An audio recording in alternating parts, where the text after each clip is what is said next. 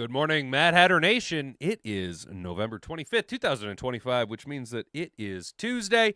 And in case you guys don't know, this is the week of the Great American Holiday, which means the Detroit Lions have our annual Thanksgiving Day Classic. And of course, we've gotten luck of the draw this year. It is our classic opponent, the Green Bay Peckers. With that being said, we have no time to spare. Just like the Detroit Lions, we got to get right in and right after it. Today, we will briefly be discussing the Panthers and 49ers on Monday Night Football, what we learned from San Francisco's 20-9 win. Not the most exciting game. I don't think anybody really had this circled on their calendars as, oh yeah, I mean, unless you're a big Carolina fan or a Niners fan waiting to see your team on Monday Night Football, I don't think there was a whole lot of eyeballs really looking after this game too much, but we'll poke around at that. Then we've got over here at sportingnews.com, NFL picks, predictions for Thanksgiving. Lions edge the Peckers. The Chefs top the Cowboys in Thriller, and the Ravens knock out the Bengals. We will briefly peruse that, see if we can pick any information up out of there that we can apply to our Thursday digital tailgate show. We'll take a little looky-thoo, and then we're going to be getting into Detroit Lions news, Lions scouting report, Packers strengths and weaknesses, key injuries, diving into the Green Bay Packers season, heading into their Week 13 Thanksgiving game against the Detroit Lions. Not going to full-on read this article because, well, it's kind of dull, right? But there's a lot of good information, so we'll be jumping around there, kind of engaging with the chat, see what you guys have to say. What's the point of emphasis as the Lions prepare for the Peckers on a short week? Tim 20man has key questions for us over at DetroitLions.com. And then, our old friends over at A to Z, they got a fun little article for us to read here today. If we don't get to it today, we will probably maybe get to it tomorrow, if not Thursday. Detroit Lions topics that are safe or dangerous with your family at Thanksgiving dinner. If you guys haven't noticed, culturally, people are a little burnt out on politics. So there's a little tongue-in-cheek play here. I think it's kind of funny and something that maybe we should try and do. Let's get back to the old talking points. Leave religion, politics, and the Great Pumpkin out of our Thanksgiving Day conversations, talking about the Detroit Lions and how absolutely awesome it is to be a Lions fan, how blessed we are to have Jahmyr Gibbs. Guys, if you could do me a favor, chat, take a look over in the poll. Very important poll that we have up here for you guys here today. We're going to go out on a little bit of a turn, a little bit of a change over here. We're going to be looking at condensate versus condensation. I've given you three options to pick from. Product versus process is currently in the lead with 67% of the 9 votes. 0% of you say they're the same thing. Very, very smart people. And 33% of you are saying, WTF are you on about hat? And that's absolutely fair. I was pretty sure that this poll is going to go a certain way because I know a few of you guys are involved in some work that involves the difference between condensate and condensation. And good old hat and boobs has heard me say it a million different times. And that's only because years ago I was working with a plumber pipe fitter, guy by the name of Benna. And I asked him while we were working on a job, doing a little pipe fitting. I said, why does it say condensate return line? Shouldn't it say condensation? And Benna goes, well, big guy, because they're two different things. You got to understand, big guy. Condensate, yeah, well, that's the product. Condensation is the actual act of it changing from a liquid to a gas. The product is actually condensate, big guy. All right? That's how the guy talked. That's how I learned. And that's how I learned. And now you learn too. Condensate versus condensation is product versus process. All right, boys and girls, now that Mad Hatter Nation is here. Brent DeWitt, how you doing, brother? Heard that the Lions had an emergency walkthrough practice yesterday. I also heard this because they needed it to try to get TA's concussion protocol advanced. Nice. I love it. We could use TA. I got TA. We will discuss TA. Brent, we will be discussing TA, my guy. Rick C., good morning. My mom's here hanging out. Jeff Ginnard, we'll find out what this team is about on Thursday. Jeff, you are right because it is the rematch from week 1 where we were rusty, we were bad, things didn't go well, communication issues, John Morton, blah, blah, blah, blah, blah. Well, here we are. Week 12. Week 12? Week 12, right? Week 12, week 13, whatever. Time to put on your big boy shitting pants to see what this team is about. Time to take control of our playoff future and the divisional future. Good morning, Jody. How you doing, Sister Jay Dompierre says, good morning, Hatters. Go Lions. I told you yesterday that Arnold will be back probably, and also Davenpoop. You did, Jay. And I do have an article here with TA talking about TA. So he is a point of emphasis and a discussion for us here today. And you guys know me. I think I went out on my planting my flag on TA yesterday.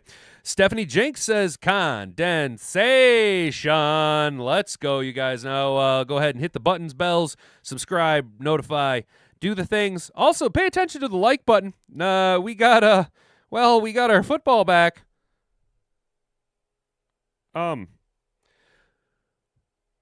Notice that when you hit the like button, it at least for me, it didn't turn it to a football.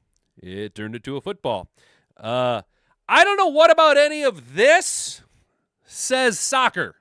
I don't know anything about any of this that says lawn fairy. All right, what up, Doe? What's up, Motown? Brother, how you doing, man? Hopefully you're having a good start to your Thanksgiving Day week, guys. All right, now let's go ahead and dive into the show. If you can say the word good, guess what? It means you're still alive. It means you're still breathing. And if you're still breathing, well, then hell, you still got some fight left in you. So get up, dust off, reload, recalibrate, re-engage, and go out on the attack.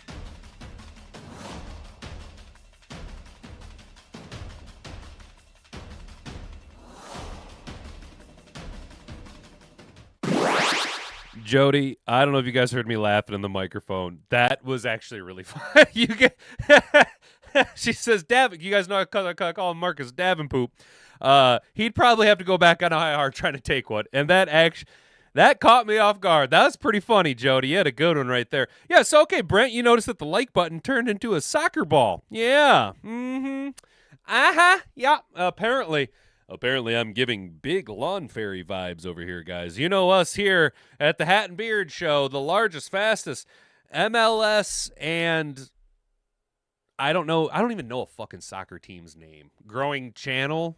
It doesn't flow as well as Hat and Beard Show, the largest, fastest growing Detroit Lions and NFL content creation station, broadcasting exclusively in the 10 a.m. to 11 a.m. block from Grandma Studio One. Let's go, Panthers 49ers on Monday Night Football. What we learned in San Francisco, 20-9 win. Well, the Niners marched to a methodical win. San Francisco's offense didn't produce many explosive plays and certainly wasn't the cleanest operation on the night. But when they put points on the board, they did so by imposing their will on the opposition. 3 of the 49ers' 4 scoring drives required 10-plus plays. Wow, that is a way to really beat up on a defense, and each ate up more than 6 minutes of game clock. Wow, wee-wah. Tip of the hat to San Francisco, steadily moving the ball in small bites while converting more than 50% of third down attempts. Unsurprisingly, it came with a heavy reliance on the tireless Christian McCaffrey, who handled 22 rushing attempts and caught another 7 passes to run his scrimmage yardage total over 125, with Brock Purdy making only his second start since the return from injury. This was always going to be San Francisco's best method of success, Barcelona. And while we've seen the 49ers identity morph as they've dealt with injuries, Monday night felt like a classic Kyle Shanahan-directed performance, reminding folks that the 49ers can indeed become a boa constrictor offense when necessary. Though I do want to shout out, maybe it was a little inspired. Look at them touches, getting 30 touches to Christian McCaffrey, piled up 125 yards. You give them 30 touches to Jahmyr Gibbs. We're talking 300 big ones. We're talking 300 big ones. You give them 30 touches to Jahmyr Gibbs. So, the ever-expanding gap between Jahmyr Gibbs and everyone else in the NFL just continues to grow and grow as if it was fed with a blue chew. Panthers waste collection of opportunities. Carolina intercepted Brock Purdy 3 times in the first half and got a grand total of 3 points out of it. That's not going to do very good. That alone could summarize this point, but it's important to also note that one of those interceptions gave them the ball at San Francisco's 16-yard line, a possession that ended in a giveaway via Bryce Young interception in the end zone. On a night where points were at a premium, the Panthers' defense couldn't have done a better job providing their offense with opportunities to win this game. Dave Canales' group simply failed to do its part, delivering a disappointing offensive display marred by poor execution and mental errors. Personally, you guys, I just want to shout out about Dave Canales. I don't have anything against Dave Canales. I think he got in a little bit out of his depth. Personally, I think Dave Canales could have benefited from at least another season, if not 2 more years of coordinating experience, really season him up well. Really get him polished up, knock them rough edges off, because what you did here is you paired a dumpster fire organization with a hot name young head coach, though not quite qualified, and you're really asking him to do a lot of heavy lifting with, let's be honest, Carolina doesn't have a whole hell of a lot of talent to play with. Now, I do think Canales could be the guy to turn it around. It's just hopefully for his sake, and I'm not a Panthers fan per se. Oh, I'm going to sneeze. Excuse me. Let's hope it doesn't come in the three witches. Excuse me.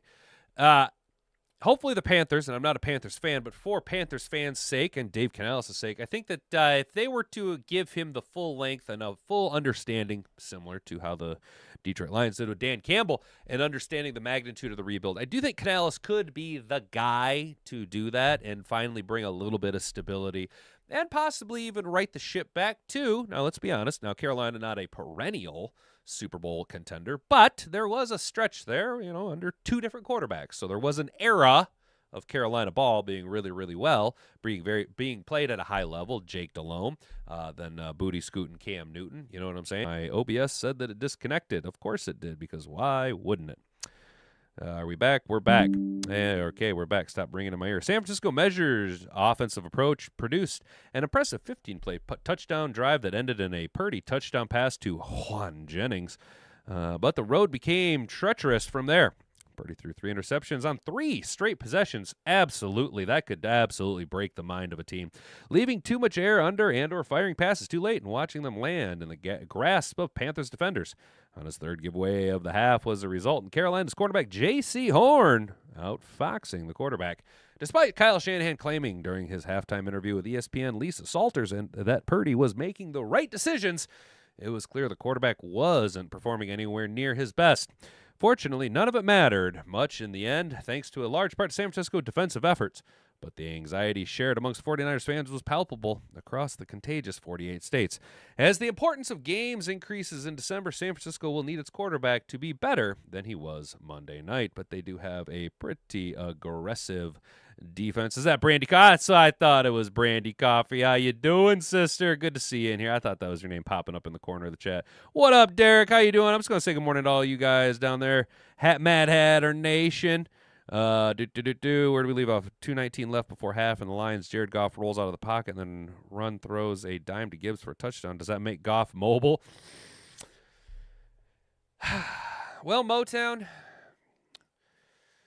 Jared Goff's mobility as a quarterback is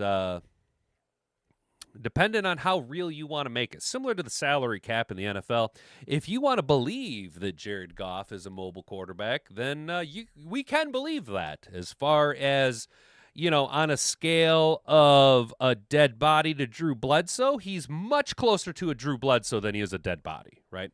But on a scale of a Drew Bledsoe to like a Michael Vick, also closer on the scale to a Drew Bledsoe. But that doesn't mean he is a professional athlete. Now, I'm going to be honest. I can almost guarantee you that if we were to line up right now and run a 40, I bet you Jared Goff would smoke my sorry ass.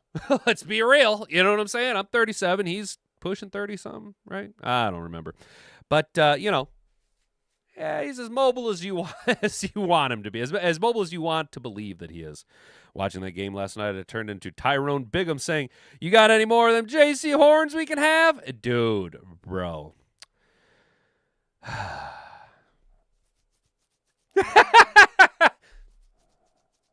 is that 5 o'clock J.C. Horn free giveaway? How do you think I got this suit? It appears Brad Holmes believes in the salary cap. I know he does, Derek. It's a narrative though that I've been concocting after watching. I can't remember the guy's name, but he did break it down. Nice little that if you view the salary cap in a fourth dimension instead of just bar graphs, but view the salary cap as like a flat table that you can spread out the cap on, as opposed to just bar graphs and charts, you can really kind of manipulate the salary cap. So what I mean is that we're seeing a lot of these incentive-based and front-loaded contracts where, like Jalen Hurts, for example, I believe like the last 2 years of his contract's just going to be like all incentive-based. There's like very little against the cap, if I'm not mistaken. So what they're doing is they're paying a lot up front, extending these guys out, and then what they're doing is they're kind of playing like the Saints did a few years ago with Drew Brees, where they're just kind of kicking the can down the road, and eventually maybe the time will come where they have to pay up, and you're going to see a down breaking, similar to what New Orleans is going through right now. But the Eagles seem to be a little bit different approach to it. Seems to be working so far-ish. We'll see in 5 years if it works out. Detroit, kind of similar things. You're starting to see a little bit of an evolution of the manipulation of the salary cap by general managers. That's why he shops at the Dollar General store. He shops at Dollar General because I think he's just scared to take a big swing on a guy. What about Goff in Montana? Would you say he's as mobile as Montana? Well, correct me if I'm wrong. I wasn't around for the Joe Montana era, but wasn't Joe Montana considered a mobile quarterback? How's this? I'm not going to devise a game plan relying on Jared Goff moving around and scrambling a lot. But if it's like a 3rd and 7 and there's a lane there, I am totally confident in Jared Goff picking up 7.5 yards and sliding when he gets to the first down marker. You know what I'm saying? Not doing that Hendon Hooker head first diving bullshit. You know what I'm saying? San Francisco's defense turns in an excellent night despite injury losses. The Niners' defensive leader, Fred Warner, spent Monday night watching from a suite level at Levi Stadium. He won't play again in 25. Yet San Francisco's defense managed to thrive without him. Edge rusher Nick Bosa, Uter Gross Matos, and rookie Michael Williams, defensive tackle Kevin Gaines, and linebacker Tatum Bethune holding the Panthers to 230 yards and 1 of 7 on 3rd down, eliminating most of Carolina's chances of climbing back into the game and denying its last-ditch attempt in the 4th quarter. While the Panthers' offense has proven tumultuous for most of 2025, San Francisco's Monday night performance was still remarkable. Defenses don't recover from the sheer volume of injuries this unit has suffered and still produce. Yet defensive coordinator Robert Saleh has found a way to maximize the remaining potential. It's no wonder he was visibly ecstatic with the play of his group on Monday night. It's playing miles above expectation over the last 2 weeks and should be proud of how it shut down Bryce Young and company. Just a thought exercise, guys. Does Robert Saleh, when does Robert Saleh get another crack at a head coaching job? And will an actual organization, what organization, not a dumpster fire like the Jets, is going to give him that opportunity? Panthers must address offensive imbalance in a game that stood at 10-3 until late in the 3rd quarter. Carolina unexpectedly abandoned the run, giving Rico Dowdle, the same running back who had logged 3 games of 130 or more rushing yards in 25, a grand total of 6 carries for 38 yards, an average of 6.3 yards per attempt, and fellow running back Chuba Hubbard, 3 attempts on the night. That's 9 total rushing attempts for running backs in a game that finished 20-9. Sure, a 17-month game script of Dave Canales' team, and there's little reason to be dependent on Bryce Young in the passing game outside of the fact that the 49ers struggle to generate consistent pass rush. Sometimes a stubborn commitment to a rushing attack can produce game-altering plays, but are typically only realized by striking on the run. The Panthers never even considered it Monday night, and they went to finish off their surprisingly successful season properly. They'd better reflect on the approach, because even after Young threw for 448 yards in a fantastic comeback win over Atlanta last week, this offense is never going to reach its peak by leaning solely on its little tiny midget elf quarterback. Let's go, Bryce Young. Never been a fan of him. And if I'm not mistaken, didn't Frank Reich want to take C.J. Stroud? Oh, hey, broski, how you doing, bro? Goff rushing for 15 yards. Parlay. Hell yeah, dude. I'm down for it, bro. Goff not even close to Joe Cool. All right, that's fair. He got replaced by Young because Young was. Oh, okay, that's what it was. That's what it was. Appreciate it, Motown. I had it confused. Steve Young was considered the mobile quarterback. I mean, he was younger, but wasn't he considered a mobile quarterback by standards at the time? With Laporta, I think they'll take a similar approach they did with Hutch. He'll need to prove he's recovered to be able to perform high level and give him a new contract. I completely agree with you, broski. I think we're going to be a little hesitant on pulling the trigger right away on Sam Laporta. It's going to be a big emphasis on his rehab, making sure. And I think that's why they ultimately elected to have surgery now as opposed to putting him on IR, seeing how he is in 4 weeks, and then ultimately having to bite the bullet. Just get out ahead of it right now. Get ahead on that rehab. Get ready to rock and roll. I know we're discussing the day Montana was shifty and mobile, not a running QB. Goff is neither mobile QB or a running QB. That's fair, broski. That's fair. Montana was my guy for years. Moved much better than Goff. All right, that's fair. That's what I say. Like Jared Goff's got that Drew Bledsoe, like very stiff stone statue mobility style. You know, it's just kind of like it. It hurts my knees to watch Jared Goff kind of lumber around, but you know. When assholes meet elbows, he's going to get you that 7.5 yards when you need 7. Let's quickly peruse here what the pros are saying. NFL predictions for the Thanksgiving Day game. We're going to look at the Green Bay and Detroit game because, well, that's the only game we really care about. The other ones are going to be on for our viewing pleasure, but I'm making no necessity to watch them. Obviously, it all comes down to the NFC North Divisional 1 o'clock game. Your Detroit Lions taking on the Green Bay Packers. This is a pressure-cooked game for both sides. Green Bay beat Detroit 27-13 in Week 1 and Micah Parsons' debut. The Packers limited the Lions to 46 rushing yards and forced 3 turnovers in a victory, and Green Bay is 3-1-1 on the road. This is more about the Packers' offense, with Matt LaFleur being as aggressive as he was last time Green Bay played Detroit on Thanksgiving. Injuries to Tucker Kraft and Josh Jacobs have slowed down the offense, which has averaged 17.5 points the last 4 weeks. Jordan Love has a 91.8 passer rating for his career against the Lions. Detroit is top 200 rushing yards since Dan Campbell took over play calling duties. The Lions will not abandon the run at home. And this is the opportunity for Jahmyr Gibbs, who has 400 rushing yards on 9.5 yards per carry in that stretch, to shine. Detroit is 12-9-1 all time against Green Bay on 12-9-1 all time against Green Bay on Thanksgiving in the most frequent classic holiday matchup.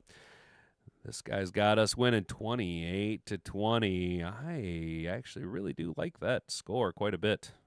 How do we feel about that? Do we think honestly, I think we go north of 30 points again. I think something I really like to think that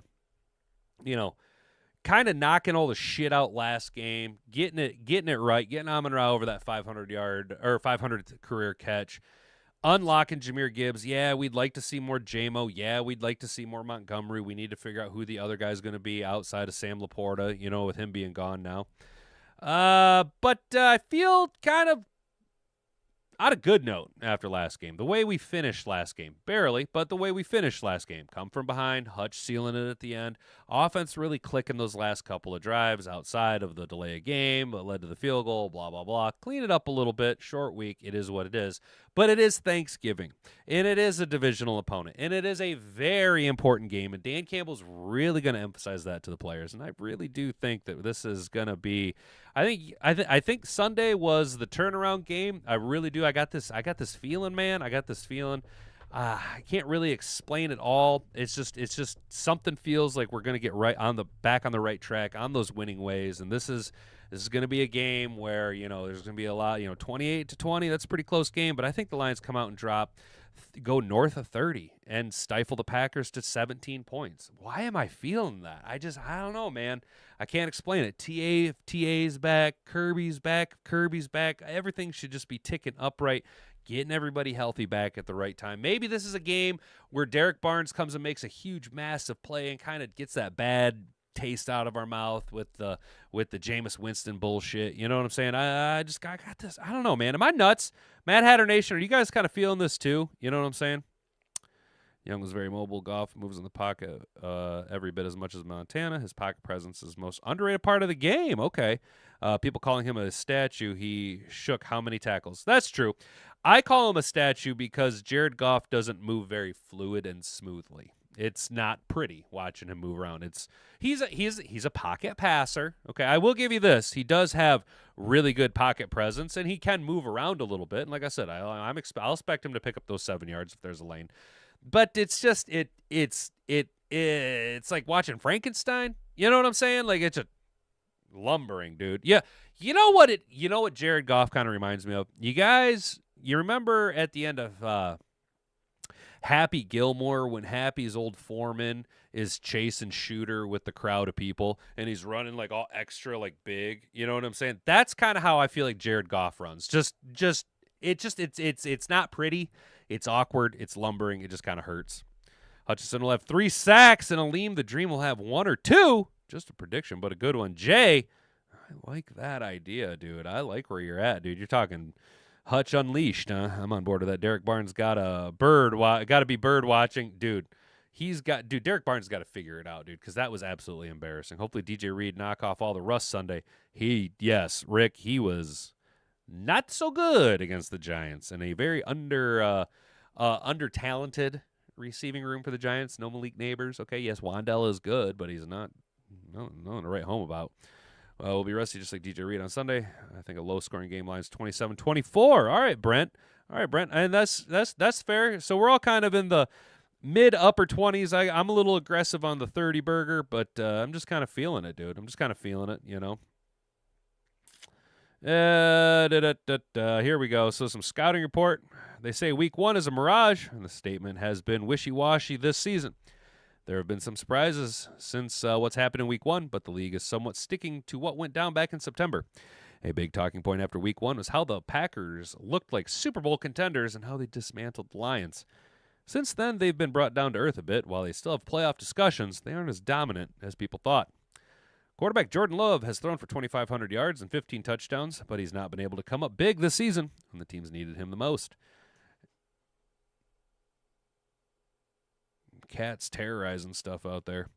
After starting out strong, his last 3 games have been forgettable, averaging 58.8 completion percentage and 163 yards, not even a touchdown per game at .6.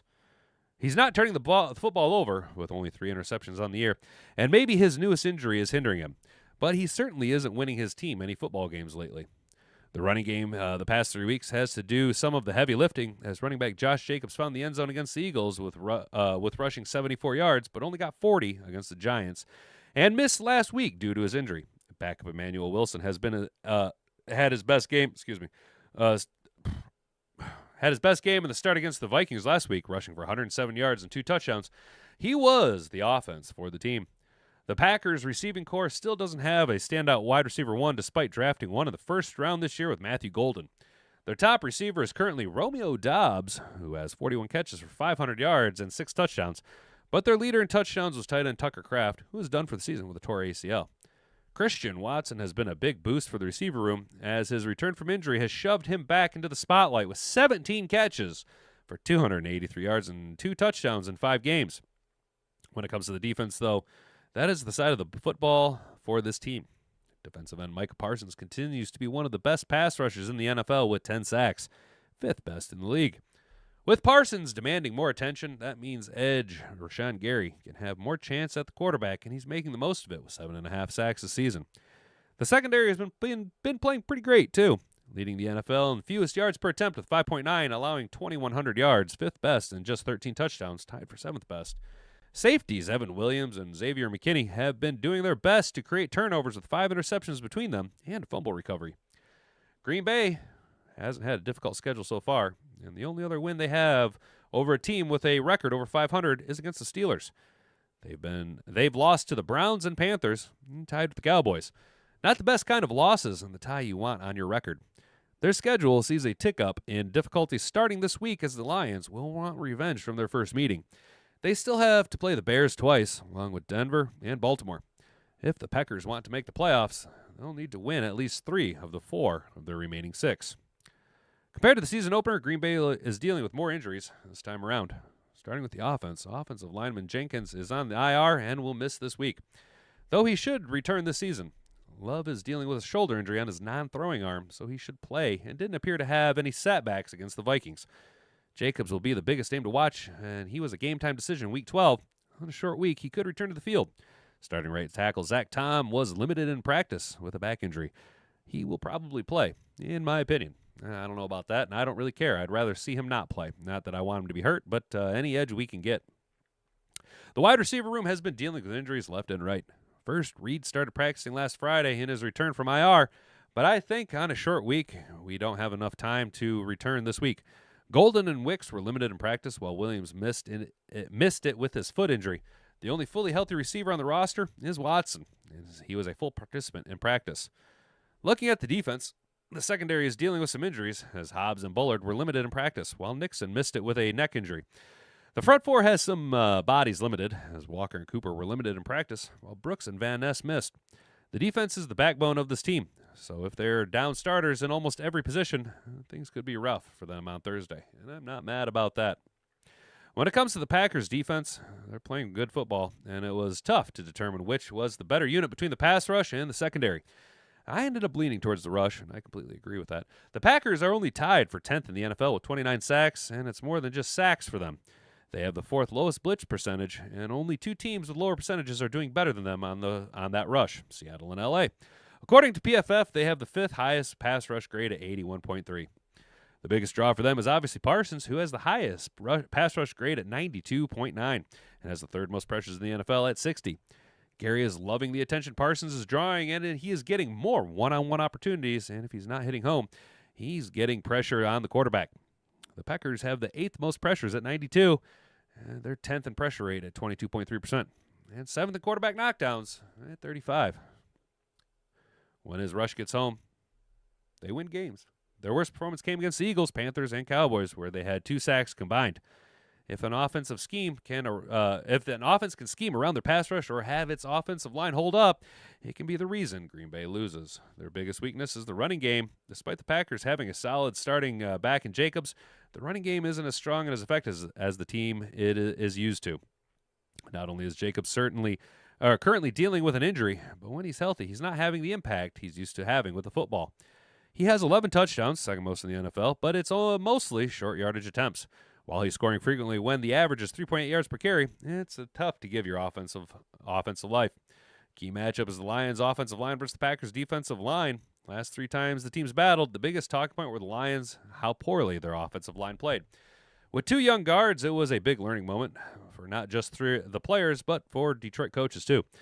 This time around, the line has more experience. Left guard Christian Mahogany is out with an injury, and it will be replaced by Keoti Awashika. Not something I don't like that.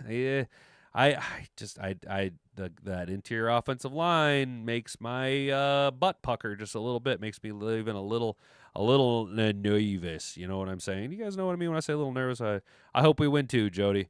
Gibbs and Monty for over 100 scrimmage yards, says Jay. I like that, dude. I like that a lot. Haven't heard Kirby back yet. We're still waiting on that. He's not even that fast. Are you talking about, I don't know what you're talking about. Nothing official. Win, don't. That's my prediction.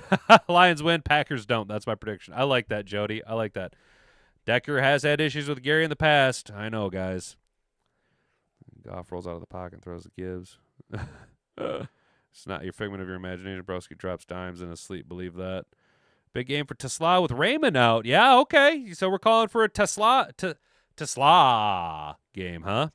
Will be nice if Tesla gets some catches. Yeah, it would, Mom, wouldn't it, though? Goff occasionally completes the pass not being stationary. He's still not mobile QB. He's nothing mobile about him. He would get killed if he tried to play like a mobile QB. Yeah, Jared Goff's not a mobile quarterback, but like I said, he can get the yards. If me and him were to foot race right now, I'm pretty sure he'd smoke my sorry ass. You know what I'm saying? Yeah, Mom, it would be pretty cool, though, if Tesla was able to have another touchdown grab against Green Bay. You know what I'm saying? Just to kind of bookend everything. It'd also be nice just to get him a little bit more exposure, a little bit more out on the field, you know. But I see what you guys are talking about with, Raymond being out. It just makes sense for Tesla to get a little bit more reps. And with Laporta being out, I mean, why not start to feed the rookie a little bit, you know?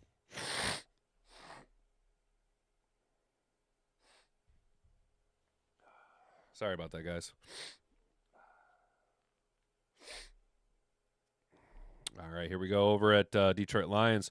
I had to do a bunch of grinding of taking old industrial enamel off of this elevator wall because for some reason they want me to strip and paint this elevator right before we're about to replace it, but whatever. And that dust is just wrecked my sinuses, guys. And I had a dust mask on and exhaust and everything, dude, and it just fucking destroyed my sinuses. So I'm sorry for the sniffles today. Key question, what's the point of emphasis as Lions prepare for the Peckers on a short week? Could starting quarterback Terry Arnold return in time for Thursday's game? Arnold missed Sunday's game against the Giants with a concussion, suffered in the prior week against Philly. Campbell said Arnold is progressing through the return-to-play concussion protocol and was listed as a limited participant on their estimated practice report released Monday. There is enough time, despite the short week, to get Arnold back if he keeps progressing. We like that. What is the point of emphasis on offense this week against a very good Packers defense?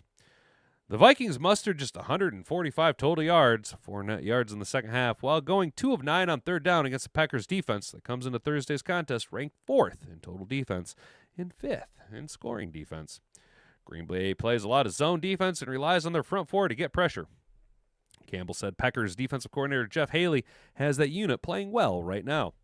The point of emphasis on Detroit's offensive players Monday was the must generate yak, yards after catch, and be patient. Be patient for an opening for a big play, and when one of those opportunities comes, they must take advantage. Campbell said coming out of the bye and the end of November was the time where teams separate themselves from the bunch. That hasn't happened yet for Detroit. What has Campbell thought of their November? The Lions are 2-2 in November with losses to Minnesota and Philly and wins over Washington and the Giants. They have an opportunity with a win Thursday to finish November 3-2. You take it as it comes, and you try to improve along the way. Maybe we have to go the hard road. Let's just win and find a way every week and grind it out. It's great, Campbell said with a sarcastic grin on his face. How tough is this Thursday, Sunday stretch for the Lions? The coaches, players talked about a couple of things that came up in Sunday's contest, but they jumped right into Green Bay Monday, and the team can digest the game plan the fastest and get mentally ready has the advantage per Campbell. He also said this week largely about recovery. Players getting bodies recovered Monday through Tuesday, and by Wednesday they need to ramp it back up to play 60-plus snaps out at an elite level. Short week in the NFL is tough on the mind and the body, but every team deals with them, and Detroit is very familiar with it this time of year. Does Campbell still get nostalgic for Thanksgiving tradition in Detroit? He's been a part of Thanksgiving both as a player and coach and still appreciates the opportunity. Everybody's watching the game. You grow up as a kid watching it, watching Detroit play and watching Dallas play. Detroit and Green Bay on Thanksgiving. I think everybody knows that's it is, and everybody, for the most part, grew up with that. Our guys know that, too. That's what makes it special. It's one thing for everyone to see primetime games, but most of the time, all the families get together and they're watching these games. It feels special in that regard. Do the Lions view Thursday as a revenge game for Week 1, given how it went? The Packers put it on the Lions Week 1 in Green Bay when they won by 2 touchdowns. Detroit hasn't forgotten. The Lions certainly didn't want to start the season that way, and Thursday, and there's their opportunity to even the score in the series and jump the Packers in the NFC North standings, as Green Bay is currently half a game ahead of the Lions in the NFC North. We've got another opportunity in front of us at our place on a short week, and we're looking forward to it, Campbell said. It's a good team. It's a really good team, and we're looking forward to it. We're looking forward to this a lot. Is it a good team, and are we looking forward to it? Are we looking forward to this good team? Are we looking forward to this team? Are we looking forward? I hope we're not looking backwards. I hope we're looking forwards at this team. Jeez Louise. You got to love coach talk, coach and players talk. How are we feeling about that, Mad Hatter Nation? What are we feeling? It could be a big issue for Wyatt in the middle, yeah. Goff and Happy's Foreman. You know what I'm saying, dude? You know what I'm saying, Jay, about how he looks like Happy's Foreman? He's not mobile QB, but I don't mean he's not a QB. Most of the time, he's excellent. The Lions are going to beat the Packers. It seems like the key to establishing the run. Can the Lions run against the Packers? That is the question. Really is how much are the Lions going to run at the Packers? How are we going to hit 500 rushing yards against the Packers? I think it's totally possible. JMO got you 0 points this week. Sure wish they could turn that around. I know, Mom. I know. Need to change to a zone coverage instead of man coverage. But are our guys designed like is that the scheme though, Jay? Is that TA is a man cover guy, dude. We had this conversation yesterday about the difference between Quinyon Mitchell and Terrion Arnold. He's more of a man cover guy. Is switching up schemes heavy is hip switching up heavy scheme worth it at this point in the year, or do you just continue to roll with what you have? You know what I'm saying? I don't disagree with you. I think a little bit more sprinkling in of zone coverage would benefit us. But if we're leaning into the strengths of what we have, unfortunately, it just means that the weaknesses will be taken advantage of, and it hurts all the more when that does happen. We got one last article here for you guys. Detroit Lions. Topics that are safe or dangerous with your family at Thanksgiving dinner. Are you feeling tired about talking about pop culture and the culture wars? Are you tired about talking about politics with your crazy aunt or crazy uncle? Well, we have the article for you. Don't talk about any of that stuff. Talk about touchy issues with the Detroit Lions. It has been a rather ridiculous season, and there are plenty of things just this season alone you could talk about, if not the entire history of the Detroit Lions. Thanksgiving is going down Thursday, and shout out Thanksgiving. It's the great American holiday. It's the great American holiday, and it's absolutely awesome. Love the deep voice. Sorry, my bad. Thanksgiving is going down Thursday, and it's one of those crazy times of year when the whole family gets together, and you have to worry about what you can talk about and what you can't. It's not all about politics and whatnot, though. There aren't Detroit Lions things that are safe, and there are Detroit Lions things that aren't.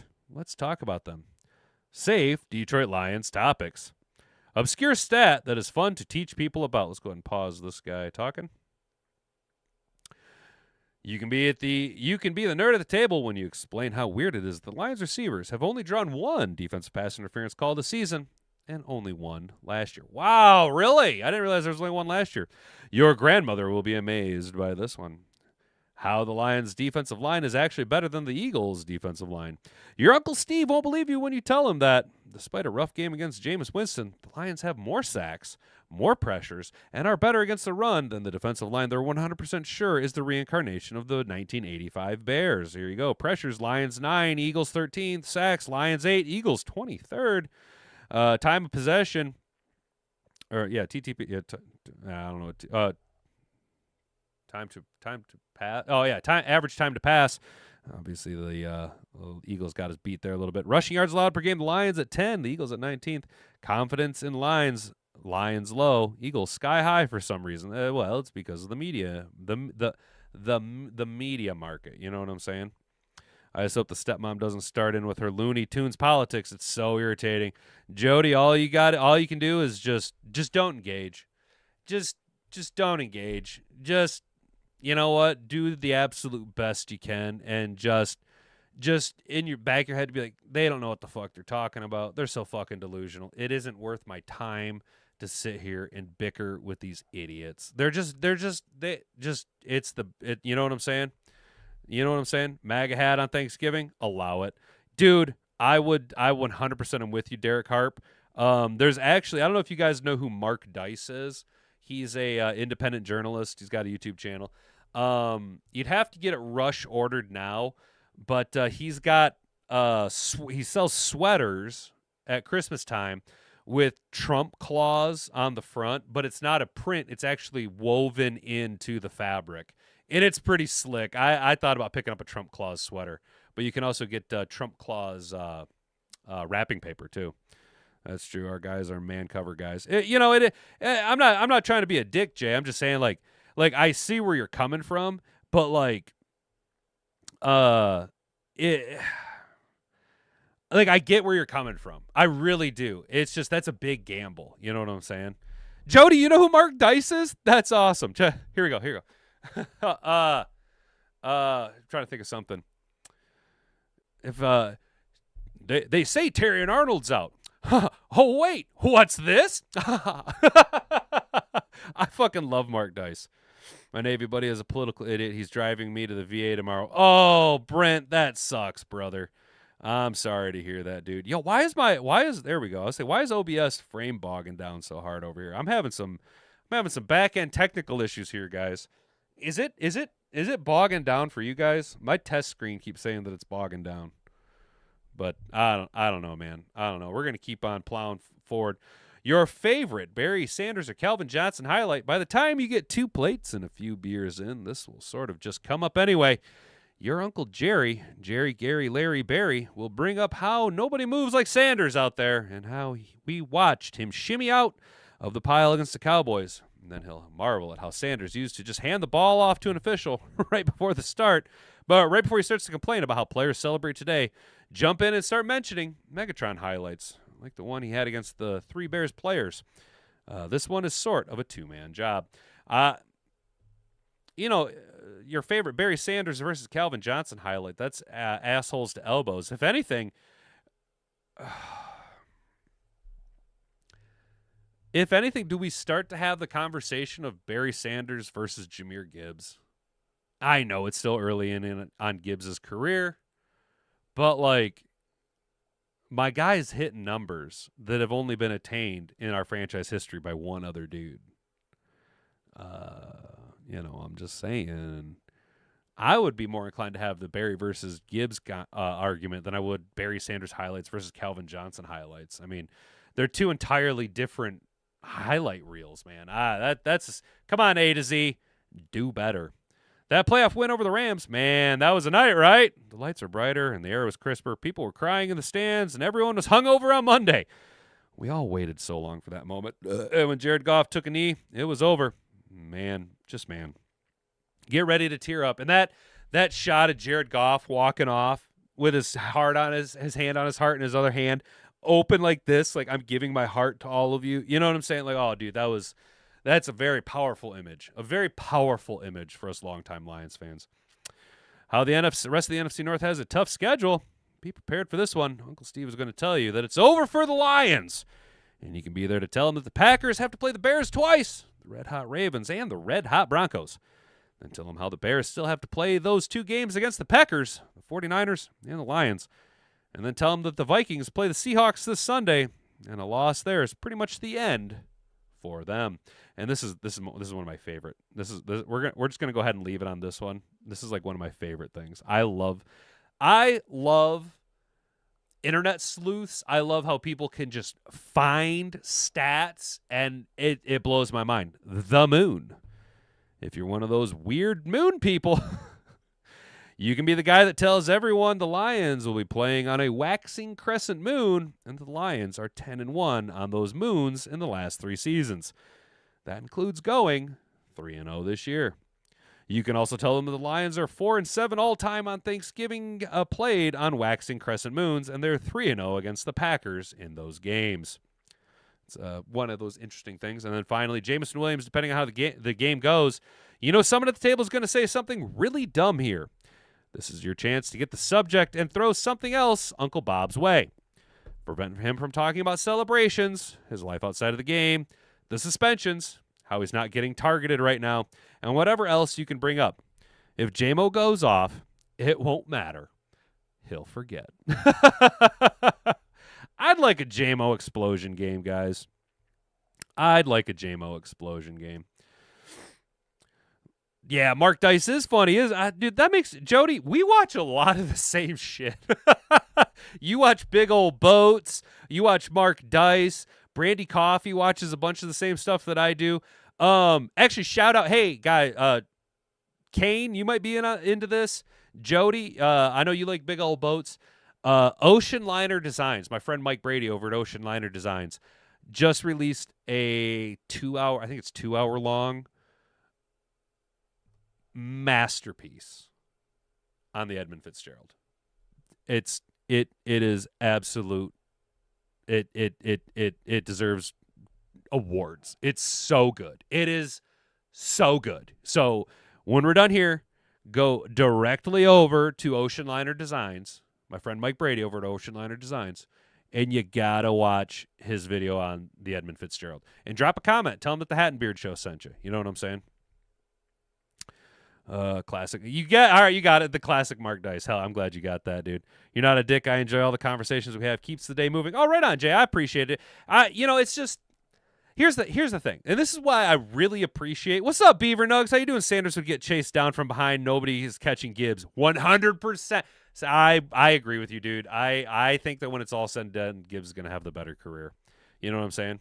Yeah, definitely check it out. Check it out for sure. Jay, the reason that I'm like I don't want to be a dick or nothing is that like legit. I know that people can be kind of fickle.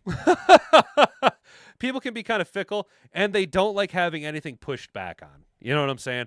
And, you know, as a small YouTuber, I don't have to be like audience captured, but, you know, I do kind of got to maintain a certain amount of momentum. You know what I'm saying? There he is.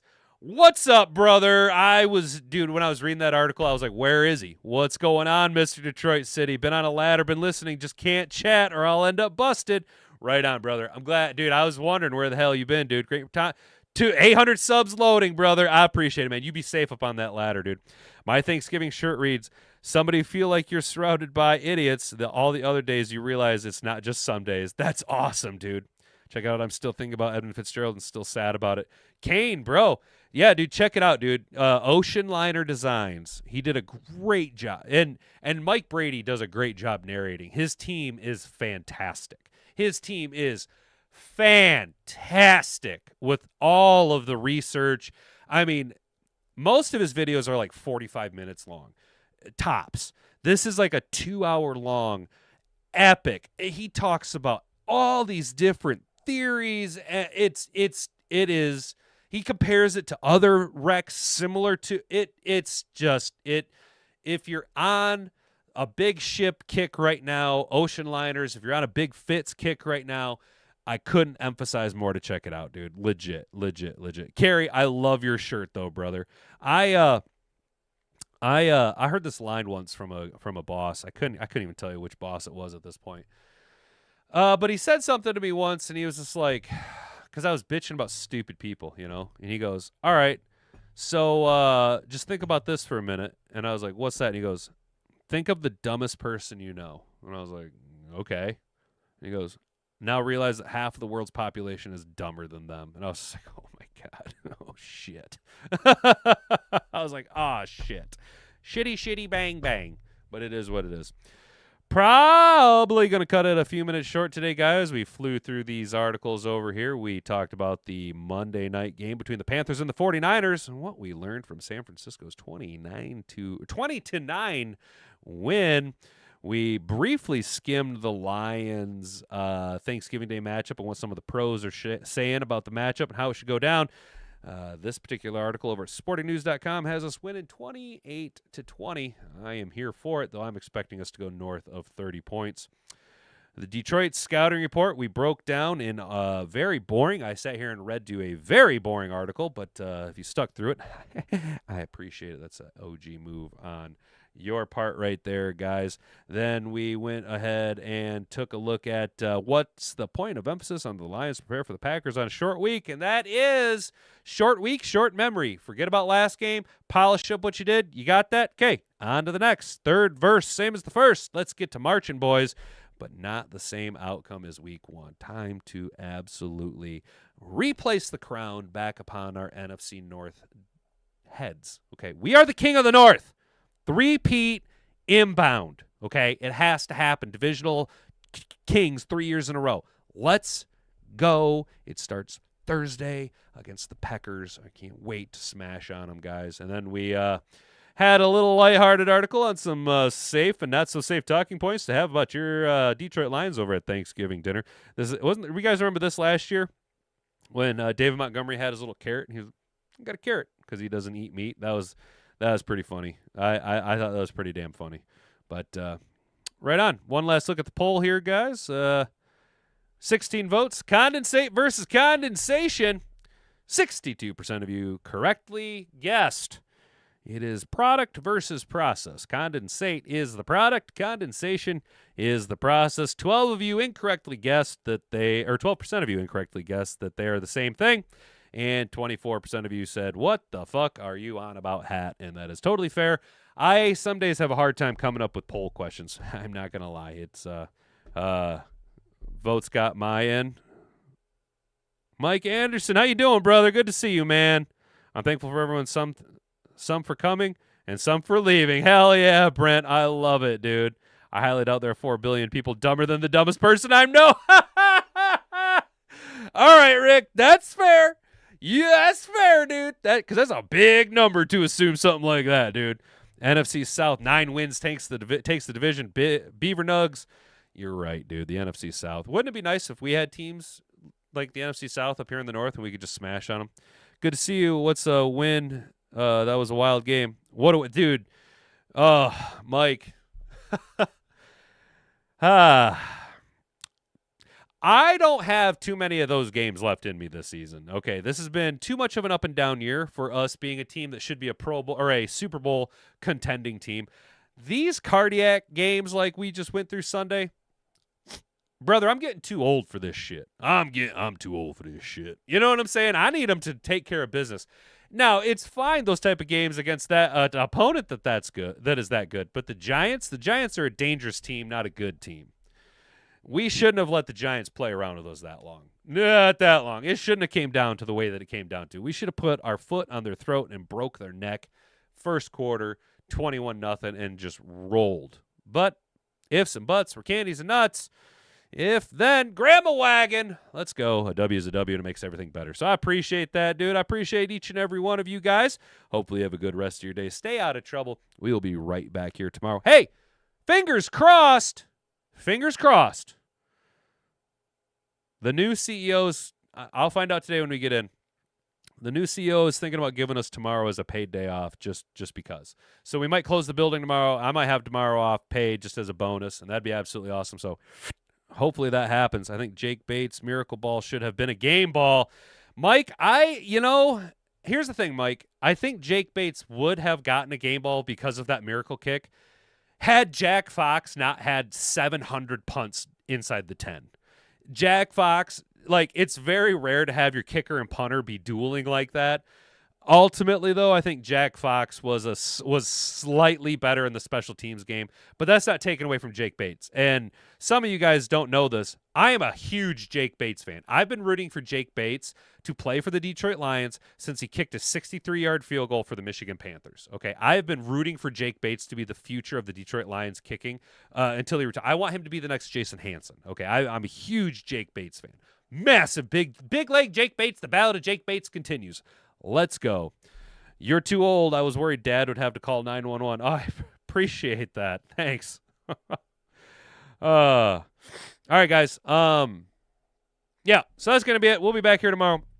And don't forget, not sure I'll be on tomorrow, so happy Thanksgiving to everyone, and let's go Lions. Hey, Jay, that's okay, dude. Bottom line, kicking saved our ass. Damn straight it did, Mike Anderson. And hey, Jay, we will be live Thursday for our normal digital tailgate / live show. It's going to be kind of a hodgepodge. We're probably going to go live at 11-ish. I got to confirm with Hat and Boobs. We got to go to church in the morning, and I think church is from 9 to 10. So it might be 11:15-ish. We'll see.